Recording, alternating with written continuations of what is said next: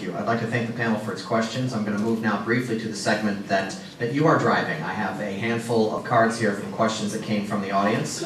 The answers will come from each candidate. You will each have 1 minute to give your answers. Governor Lynch, I will start with you.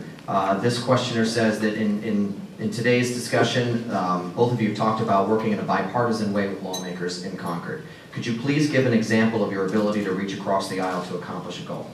Sure. I work very closely with lawmakers in reducing our dropout rate here in New Hampshire. Something that I'm very proud of. We raised the compulsory attendance age here in New Hampshire from 16 to 18, as well as put in place alternative programs for those students who don't do their best learning in the traditional classroom environment. At a time when high dropout rates are of epidemic proportions in other states. And John Stephen, by the way, was campaigning with Haley Barbour yesterday. They have the highest dropout rate in the country. At the time when it's of epidemic proportions, we cut our dropout rate in half. It's now at 1.7%. Just think of the opportunity that we're offering to these kids to have better lives, to be able to go on to higher education if that's what they choose to do, to get good jobs. And I'm going to continue to partner with Democrats and Republicans to make that happen. That's a great example of how I work together in a bipartisan way with Republicans and Democrats. Governor, thank you. Mr. Stephen, an example of working in a bipartisan way. Well, the important thing is for those kids and my children and your children to have an environment that's conducive for good job creation, low taxes, limited government, and we're seeing that at risk, and that's why I'm running. But I'll give you a great example. When I was with the Assistant Attorney General's office, I fought hard, worked with both Democrats and Republicans to pass the .08 law that I wrote. We had folks that were opposed to it. We passed it within 1 year. Steve Merrill had a press conference. We went from 40% fatality rate, alcohol-related, down to 28. I know we've saved lives. I've done that. Unlike what you've done, Governor, in passing Senate Bill 500, which you said, which puts child sexual predators out early, which you said the other day, you said it was going to keep the streets safe. Well, you know, talk to the sheriffs. The sheriffs today have issued a release. Well, I'm going to read from Sheriff Conley in Carroll County. This law was fast-tracked and pushed through the House and Senate, then signed by the governor with unprecedented speed. Their casual indifference to public safety is shocking. I will never allow sexual predators to be out early. I prosecuted sexual predators. I will keep our communities safe. Governor, this is obviously a reference to Senate Bill 500. Take a minute and talk about your perspective on that.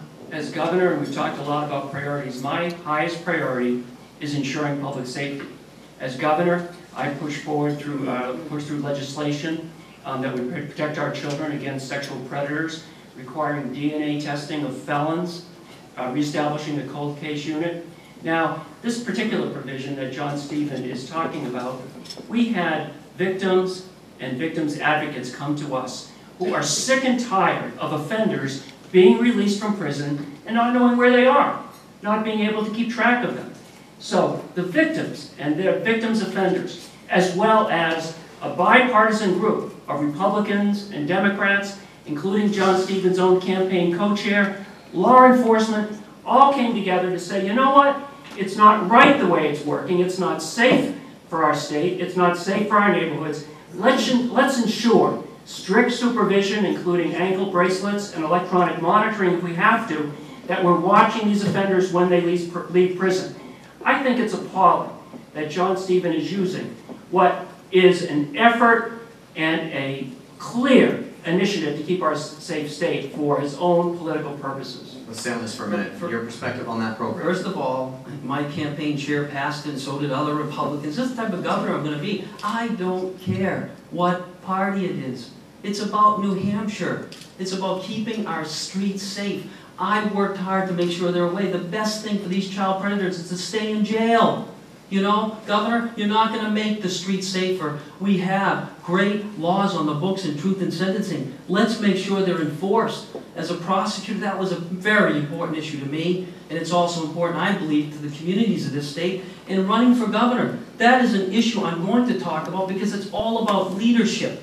It is about what has been going on in the last 4 years where a governor sits back and lets things percolate and passes things without telling us where he stands, and then there's a problem. And now the first few that were released out of prison are some of the most heinous, the most appalling circumstances we've seen with young children and they're going to be let out early, Governor. Governor, you have to agree with me, it's not safe for them to be on the streets. Final word, 30 seconds. I think to politicize this issue is a slap in the face to the victims who asked for this provision, to the victims who are sick and tired of these offenders being released out in the community and not even knowing where they are.